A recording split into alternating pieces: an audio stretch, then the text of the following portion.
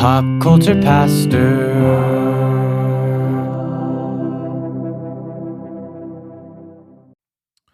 All right, Cody. Sorry I was a couple minutes late. Time is a construct, like many alphabets. That's a thing. Time is a construct. I love the introduction to Zava in this episode. Like this is like the true full introduction into Zava. We get his character in this vignette fleshed out a lot more, but we'll get to that here in a minute. This is Watch-Alongs, Pop Culture Pastor podcast. We're watching Ted Lasso, and we're ready to talk about Ted Lasso, season 3, episode 3. And while I don't know if we can say that anything, any milestones, anything really big happens this episode, I think this episode has a lot to say. In my opinion, there is something that it just set up really big that's going to ruin the team, but that's my opinion. I agree that there are things that it's setting up, big things, but they don't, like it's set up. The danger of an episode like this is like in a lot of TV shows we've watched and enjoyed, any of the stuff like going on Mandalorian, the Marvel shows, we've seen episodes like this. And the danger would be, it just seemed like this whole episode was set up and it would get like panned. People wouldn't like it as much. But this show, Ted Lasso, might be bad. It might be bad episode proof because it moves the plot along through relationship, through the characters and through character development. It's just, I find that I'm sitting here and I say every episode is, man, that was really good. Even though I don't know that anything big happens, but you're right. There is a lot of setup and we should just, we should get into that. I want to start off before I get your thoughts just overall in the episode. That it starts off with a song that I absolutely got giddy as soon as it started playing. So right after the credits are over, I think that's how it started. Or did it start before the credits? It was before the credits. It's a cold open basically. And the notes of Out of My Head by the band Fastball starts playing. First of all, I'm a big believer this may be one of the most underrated songs of all time. It's a very short song, but it's very good. I was going to say that's not even the song Fastball's known for. What are they known for? It's not? The Way. Oh, yeah. They definitely weren't a one-hit wonder. They felt like a one-hit wonder. Yeah, but that's so it starts off with that song, and that song is very interesting. It's based on a true story, by the way, of an elderly couple from Salado, Texas, who drove to the annual Pioneer Day Festival 10 miles away in Temple and didn't return. That's The Way. That is The Way. That song, The Way, is based on that by Fastball. Mm-hmm. So I bring that up only to say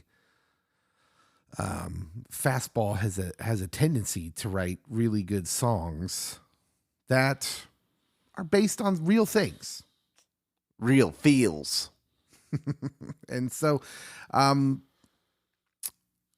there in this song though, the Out of My Head by Fastball, there is a sense of personal responsibility in relationships, right?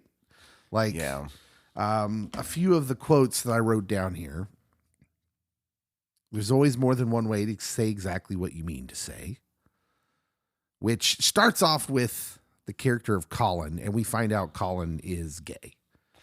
Yes. But closeted. He doesn't, his teammates don't know. We didn't know as the viewer until the beginning of this episode. And there's a scene later on when the team is celebrating a win where the friend is introduced, but as a friend and specifically as a wingman when he's hitting on girls, Yes. And so we see that Colin is very much very much closeted, and I suspect we will get more with that story about how that hurts him. Another line in the song, "How could I have ever been so blind?" is something I would like to talk about later. "Don't matter what I say, only what I do," which anyone that's ever had a real relationship, that's very true. It is about the things you do, the things you say, and we will get into this specifically as we go on, or I will have something to say about this as we go on. Can be vastly different from the things we do. "I never meant to do bad things to you," and that's another line in the song that I think is in play here. There are people who genuinely care about each other, but their actions, not their words, are doing things that may be bringing pain to the people that they love. "If you're sad, it's time you spoke up too." That's the line that the song ends on. And I think that's interesting. Anyways, I wanted to point out those quotes, Cody, because I think they're going to be important.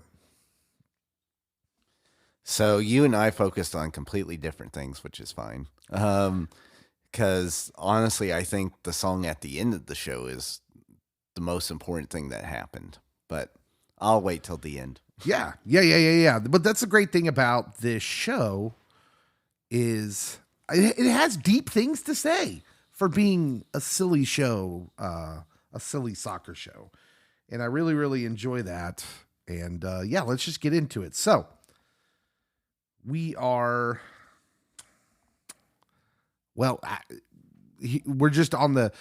the cusp of Zava-mania. And this episode kind of deals with, in the soccer sense or in the main story sense, just Richmond's explosion in the Premier League of good things with the help of Zava. Which this feels a lot like, so I'll switch it to a more American sport analogy. Like if you get LeBron James on your team, there's all the hype, there's all the mania, and there are undoubtedly people on your team that will have idolized, worshipped him basically, and you'll have some people that will have very negative views of him. And so for our more American sports-based audience, LBJ is the one I go with. But he's not as far out there as Zava. Zava's on his own little planet. So it's hard for us to see the real life indicator, the real life what's the word I'm looking for? Maybe avatar. The Zava's the avatar for it, which is Zlatan. Yeah. Who is, we talked about him last episode, this big soccer. Zlatan. Am I saying that wrong? Ibrahimovic. Zlatan Ibrahimovic. Yeah. Who he looks like, this actor Acts is like. made to look like, act like. And so we get the sense that, you remember last week I predicted, I wonder if this would go south, right? I said, hey, when you add a big talent, a big free agent, something like that, to a locker room that's already in a great place, more often than not, it does not work out very well. So I mentioned that last week, and this week we get him, and it's working out, right? It's working out on the field, something like gangbusters. But we see a couple clues, okay? Number one, when Jamie was about to score his first goal, and was absolutely going to score his first goal, and he steals it right at the end. Oh, Zava. Very unnecessarily. Oh, my goodness.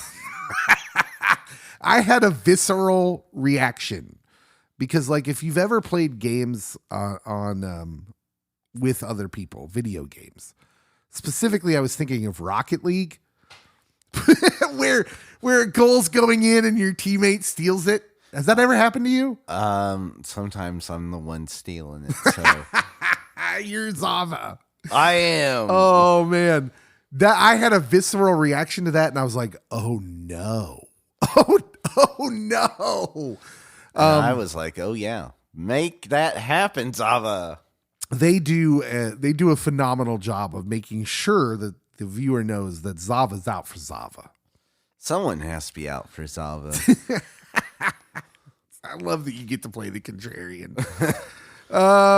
So Zava himself is just like, he scores on a there's like a cross, and he does like a front somersault and hits the ball with the bottom of his cleat.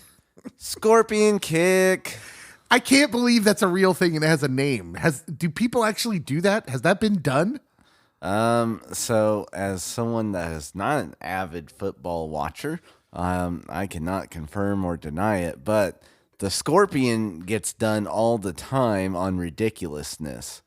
Really? Like, people will fall and they'll scorpion. So that body position is like well known. And I do feel like I've seen a goal where someone scorpioned, not intentionally. See, that I can believe, because the idea that you would intentionally like fall with style almost and kick the ball with the bottom of your cleat as it's arched over your back, that was just really weird. I laughed out loud when it happened. And I think if you really score a goal like that intentionally, like you meant to do that, then you probably just get right into heaven when you die. Well, if you ask Zava, that's probably what's happening. So that's a good segue, mentioning heaven, because there's another game this one's against Manchester United. Man, you. So we're just getting this vignette of all these games of Richmond doing really well Against real teams. Yeah, against real teams. And it ends, this vignette ends with them in injury time. That means extra time at the end. The game's almost over. It's tied up. And Danny Rojas has a corner kick, and he crosses it in perfectly. We see Zava like clearing out. He's like pushing dudes to clear out space as Danny's kicking. And it results in this wonderfully beautiful bicycle kick, which I have seen quite a few times on the pitch, to the strains of Jesus Christ Superstar. Which, so much fun. A, if you haven't seen that musical, it's one worth watching. B, that song's super fun. So, and it gives us the ultimate idea of what's going on here with Zava. That Zava has a God complex. Zava does, and I mean, if you are Jamie Tart, you will be echoing the line of, who are you? What did you sacrifice? Yeah. The Jamie stuff's really interesting to me, because for the first 2 seasons, Jamie, well, first of all, is in this position where he's the guy on the team and his ego is out of control. And so it's interesting to have him, and he's not very smart, right? His character is played as being kind of aloof. He's kind of clueless at times. And to watch him in this position where he's so on it. Although, and very highly intelligent in these moments. Yeah. Because he corrects Coach Beard. He corrects Roy Kent. And it's like, who is this Jamie? Well, and he sees what's happening. It's almost like it's interesting that we had a psychic in this episode, and we'll get to that storyline. She was not Miss Cleo. Because everything is going amazing for Richmond, but it's like he's the only one that can see, as well as the viewer. I think, are we all agreed that this is going to go south? Like, oh yeah, that they're setting up a tremendous fall for the team by having him do so well. Like, and I have a feeling it's going to happen against West Ham and Nate, because that, just story-wise, that seems like how it would play out. But we're seeing the team do amazingly well. Everything's going good. And there's this saying There's this saying that you have in like sports, especially I've heard it applied. When you have a teammate who is what's tempestuous, I guess would be a good way to describe that kind of teammate, because Zava's very chaotic, but like he's chaotic good at the moment. But there's this saying, when things are good, they're very good. But when things are bad, this is when the locker room can be made bad by one person who, when you're winning, is great. He's the best dude in the locker room, right? He's saying, like, they make a point of him saying nice things, although it's kind of empty. Very empty things. And now that I've actually have thought longer about it, take away my LeBron James thing. Mm-hmm. Terrell Owens. Oh, that's a spot on one. Yes. Well, that's my quarterback. And then Donovan McNabb, I carried him to a Super Bowl. Yeah. There are guys that we could point out here that in the locker room who on the field are singular talents. Like generational talent. Yeah, they're amazing. And when things are good, it's good. Everything's good. Their behavior's great. But as soon as things start going south, we'll look out. Russell Westbrook would be another guy that comes to my mind. Yeah. Russell Westbrook in the NBA is a guy who can fill up a stat sheet and was great. Yet he can't stay on the same teams. Teams always get rid of him at some point. And I think it's because that when it's good, it's good. But when it's bad, he talks too much. He says some things. And he becomes someone in the locker room that's a problem. And that's what I think we're going to get with Zava, because it just seems like he is a powder keg waiting to explode when the first things get bad. Am I right in saying I don't know much about Zlatan, who he's sort of modeled off after? But we see a clip of him. Remember when they're showing the video clips when there's first rumblings in a couple of episodes ago about how he's going to be a free agent and everybody's getting excited. In one of those little clips, they show him headbutting someone. And I'm told, or I have read, that Zlatan has a history of violent incidents with his teammates. So I vaguely remember Zlatan Ibrahimovic. So he went to the LA Galaxy for like 2 or 3 years, and tried to bring a championship with them. He might have, or they lost in like the finals. Either way, there were some incidents of him and teammates not always seeing eye to eye, and him and teammates getting into somewhat of altercations. Zlatan was like, I'm too good for this league. I'm going back. That was Zlatan. Let's shift for just a moment, because I do want to play off these lines in the song that lead off the episode.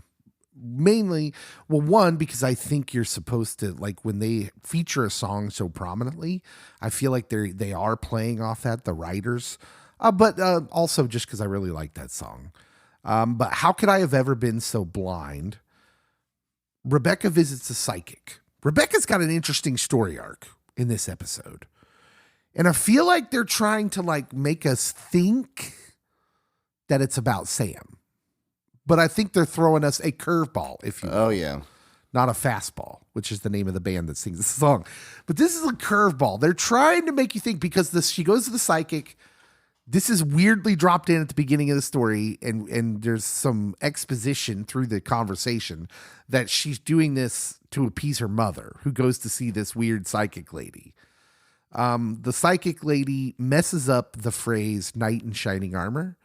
I can't remember exactly. Or does she mess up the phrase? Right, exactly. Does she mess up? Like, I feel like that's something on the nose is going to do. Like, let's just say it. Who do you think Rebecca ends up with at the end of this season? Okay. At the end of the I got show. 2 guesses. Okay, hit me. One makes a lot of sense, and the other will feel like a huge backstab. It's okay to have a safe pick in a dark horse. I think that's cool. Ted Lasso would be a knight in poopy armor. But someone that constantly says that phrase, and there is connection within her friend group, would be the man that's here, he's there, he's everywhere. Roy. No, that would be shocking. What a twist. Oh man, that would be quite the twist, because I think Roy and Keeley end up together.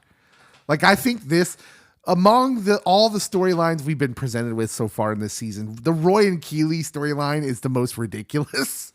And I don't mean that to say it's bad writing, because like this happens. People break up for dumb things all the time. And this is one of those things. We talk a lot. We're pastors, so we talk a lot about bad relationships and people that, divorce or break up for good reasons, and it takes them way too long. And we, as pastors, we don't like to talk about divorce. That's something we don't like to talk about. If it's a marriage, it's not a breakup. You're literally like ending something that you started with the intention of never ending, right?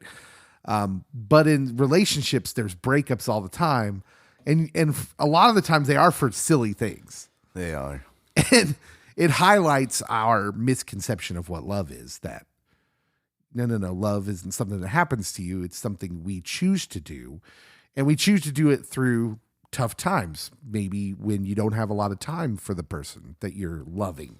My friend Tina Turner once said, "What's love got to do with it?" Tina Turner was so wise. She was. So I think Roy and Keeley end up together, and they eventually realize that, like, hey, this is dumb. This is dumb. We have affection for each other, and we choose to love each other. And I kind of got into this last week, through good and bad, for better or for worse. I think they end up being married by the end of this show, or getting engaged at the very least. But I'm rooting for the betrayal route. the writers, they could throw a curveball, and that would be one heck of a curveball. I do think this episode, I hadn't been on this for a while, maybe since the first season, but it was at the end of this episode where I thought, oh, okay, I really think Rebecca and Ted end up together. And I think it's because with Ted, he almost has a panic attack here. And it is all based on this phone call. So he calls, he's got a couple minutes before the game starts, and he calls home to wish his son good luck on his soccer game that he has that morning. And the doctor picks up the phone. Correction. The Donald picks up the phone. Yeah. Yeah. So they have this they have a landline, which first of all is hilarious, but that also has to happen to make this scene work, right? It does. Because if she has a cell phone, we're probably early enough along in their relationship that it would be weird for him to answer her cell phone. That's just more intimate. Someone picks up someone's cell phone. Yeah. That indicates that the relationship's farther along. And if you have Ted not have his cell phone, and you have him not remember the number, then that tells you that he's more anxious, he's more on edge. It's building up anxiety in him. Yeah. Because he's wanting to talk to his son, and then oopsies. Yeah. So the therapist or whatever how do we want to refer to this guy? He was a family counselor. Okay. A family marriage and family counselor. However you want to word it. Unethical as all get out. This is where exactly what I wanted to go, because I'm like, all right, Cody, you're in mental health. What's happening here? Is this cool? Is this kosher? I mean, as long as they're not current clients, it'd still be frowned upon. It would be highly frowned upon. Because unless there was somewhat of a connection beforehand, Like if they were friends outside of the practice and they used him for the practice, but then we're like, oh, marriage isn't going to work. Okay, now we're going to date. There's at least some connectivity, but if her connectivity with the therapist wasn't established beforehand, then he's preying off of a vulnerable relationship that just ended. Yeah. I think we get some clues. Yeah. Thank you for elaborating on that, because that was my first question. I'm like, wait, what? That seems really bad. But yeah, don't do that as a provider. I think we're being tricked as well, because what we also see is just even in that little scene the dude, the therapist, the family counselor, appears to be a pretty good dude, right? I don't like him. I'm not calling you dad. You don't say that. You don't say that. He appears to be a good dude, and so first of all, let's talk about his ex-wife, Ted Lasso's ex-wife. There's something very subtle they do here, where before, when we've seen her, she looks disheveled. Yes. She's not wearing makeup. She just looks like someone, I don't know how many people are married that listen to this, but I'm married, and I've been married for quite some time. And my wife is one of these women who, like a lot of women, you can actually tell how she's doing as an outsider with how made up she is. And I don't know, we could get into a whole discussion of whether we think society, demands that they look a certain way, right? A lot of makeup and things like that. And, my wife doesn't feel comfortable a lot leaving the house without putting some sort of makeup on. And I've known women that are like that like you can really tell how their day's going with how much they did before they left the house to make them look a certain way. So, and I might be reading too much into this, but before, when we've seen her in the show, when they've been going through the marital things, she looks kind of disheveled.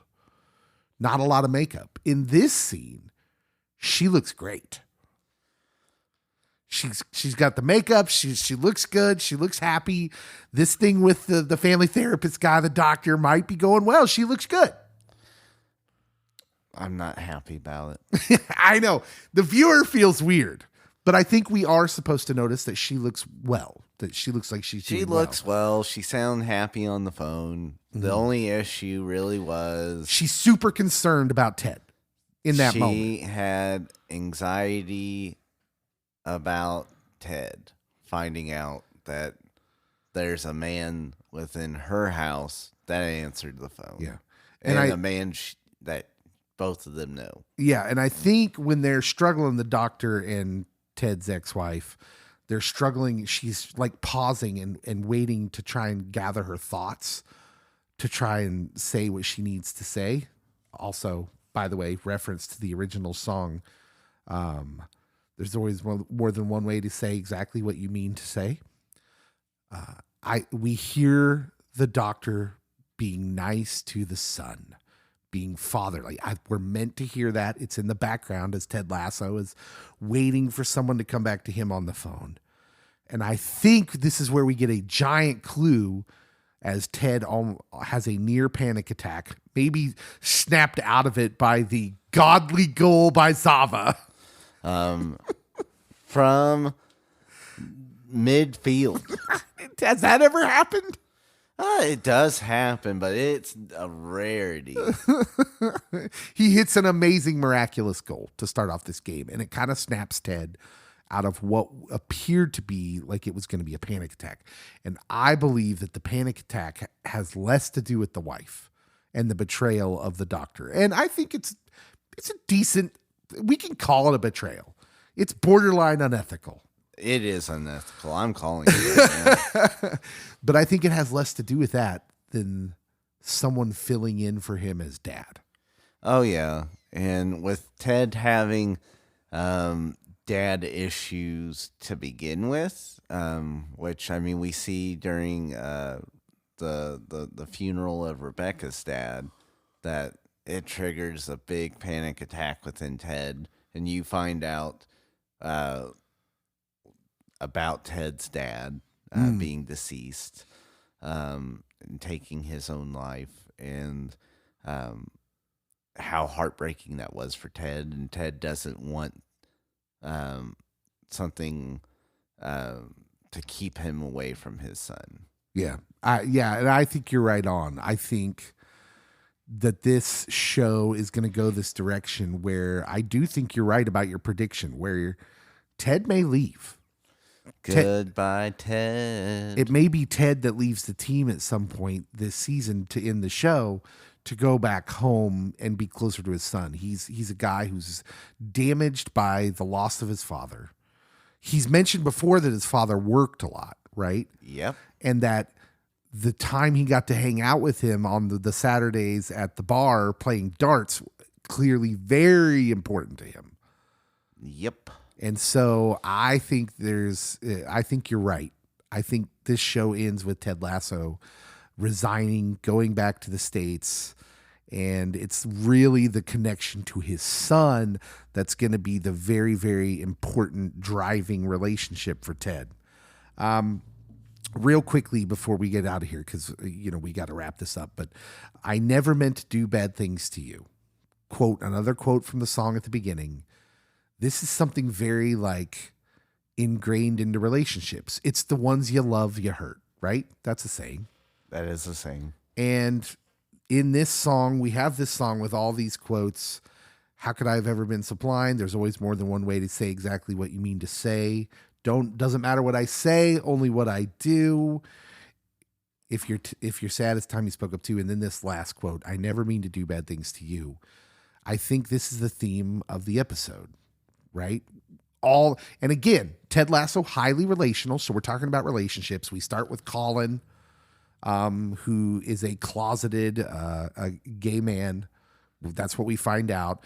We get a lot of this guy, this love interest for him, where it seems obvious that's heading for a hurt because he's unwilling to have his relationship out there in the open, and that's going to hurt. But there's this overall running theme throughout the episode that it's the people in the relationship that we're in relationship with that we hurt. Roy and Keeley, I think they're actually hurting each other by doing this silly thing. We're out of time. We don't have enough time, so I guess we need to break up.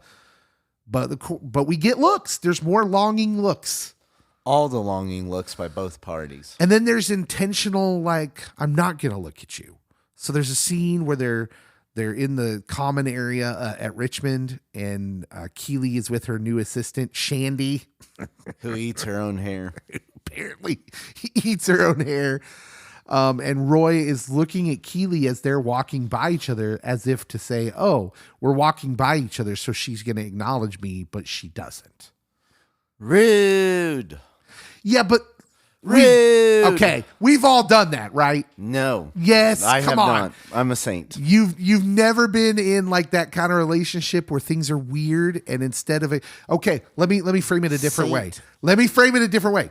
Have you ever been at the Walmart or the grocery store and seen an acquaintance or friend who maybe things were weird at the time down an aisle, and so you act like you don't see them and keep walking? No.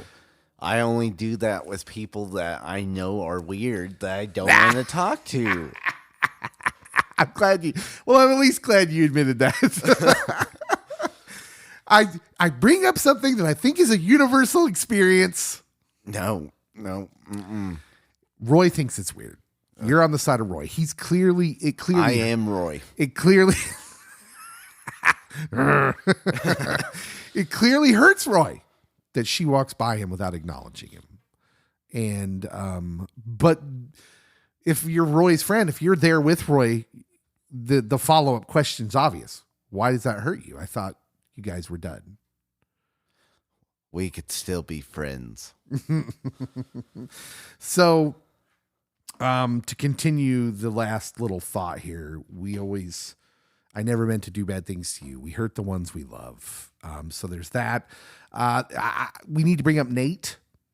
Nate is watching Richmond do well. And is there a smile there with a nod? at the end of him seeing that?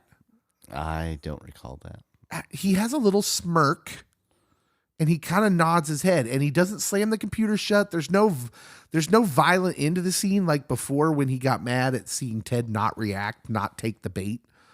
Well, as a good tactician, he'll know how to shut down Zava, or his guys will play dirty. Yeah, let's be very clear. Next episode, they play West Ham, or they're preparing to play West Ham. And I think this goes horribly.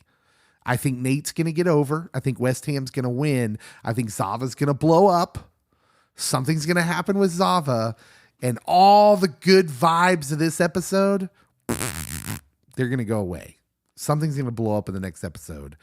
And as if to add a foreboding thing to this, the episode ends as the players were out at Sam's restaurant opening. Soft opening, by the way. Not full opening. And Trent Krim leaves. Trent Krim, of course, Trent Krim, independent.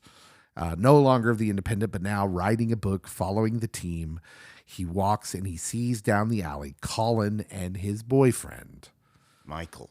Very closeted, but there he sees them engaged in a passionate embrace and kissing. There was some smooching. And there's some foreboding there. And I'm like, why is there foreboding? I thought we trusted Trent now. We don't trust Trent. We don't trust Trent? Is that where you're at? So, before I address all that, because we are coming to the end, there's a lot of funny, great one-liners and pop culture references in this. Like, we get a whole bunch of Julie Andrews talk, which I was here for. And when Roy's like, yeah, Princess Diaries, I'm like, yeah, Roy gets it. Roy is me. But then you get references to Flavor Flav. Like waiting 3 hours for a guy with a giant clock. And like there's several just these quick little witty one-liners, including one between Jamie and Roy, where Roy's like, you're being a Pre-Madonna. And he's like, did you say pre? It's prima. What would a Pre-Madonna be? And he's like, oh, all the not so talented singers before Madonna. And then we get Tina Turner brought up in that. And I'm like, thank you. It is very nice that I don't know if they mean to be this deep, but Roy been a professional athlete since he was 17 years old, which means that was his focus from a very young age. And so Roy also might not be the most educated person in the world. And it's funny that he has no idea what that saying, yes, the roots of it are from, or even how it's really said. And Prima Donna, something with opera.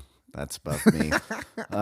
But what I love about this last scene, because they set it up with Sam saying, get home safe. And then Trent's walking out, and then he does like this obnoxious like double take as he's crossing the road, and then he sees Colin making out with the guy that was supposedly his wingman, Michael. And then it is Everybody Knows by Leonard Cohen starts playing. And if you want to get into the lyrics of that, everybody knows the war is over. Everybody knows the good guys lost. Everybody knows the fight was fixed. And it just keeps going on. Everybody knows that the plague is coming. Ugh. Everybody knows that it's moving fast. Oh, no. It is foreboding that I don't know if Trent will like publish it or not, but Trent will reveal it to someone he shouldn't, and it gets out. Here, it's foreboding across almost all the relationships. All the relationships and the team of success. It's all coming to a crashing halt. Even Rebecca, even the signs that she thinks it's Sam.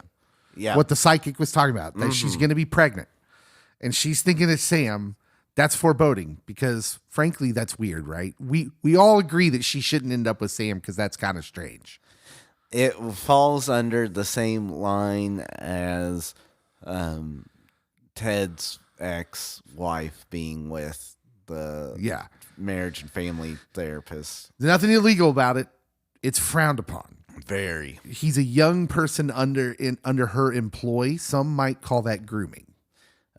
Grooming. She has a position of authority and power and is abusing it. I mean, there's a lot of things. So there's some foreboding there. There's foreboding with Ted. There's foreboding with Trent and Colin. That situation. Will he? I think it's going to, man, I hate to say this. I think it's going to blow up next episode. I'm here for it. I'm here for it too. I love this show. I love that we can get on here and, like, honestly, I had these thoughts that I had scribbled down, but I had no idea what we were going to talk about. But this show is so deep and I just appreciate it so much.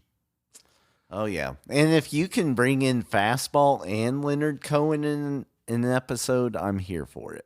Yeah, absolutely. The music choices, not only are they great, just music, but then they're fascinating deep dives into what they want the viewer to get out of this. Yep. And so good stuff. How would you rate this episode? How many mustaches? I'm going 8.5 or 9. Yeah, it's good. They're all good. I don't think I would ever put a Ted Lasso episode below an 8. This one was hitting all the right notes for me. Yeah, it's good stuff. Thank you so much for listening. We'll be back next week with another episode of Watch Alongs, hopefully to not talk about a bunch of bad things happening. But I feel like Cody hit it on the head. That last song doesn't make me feel good. It's coming. We'll see you next week.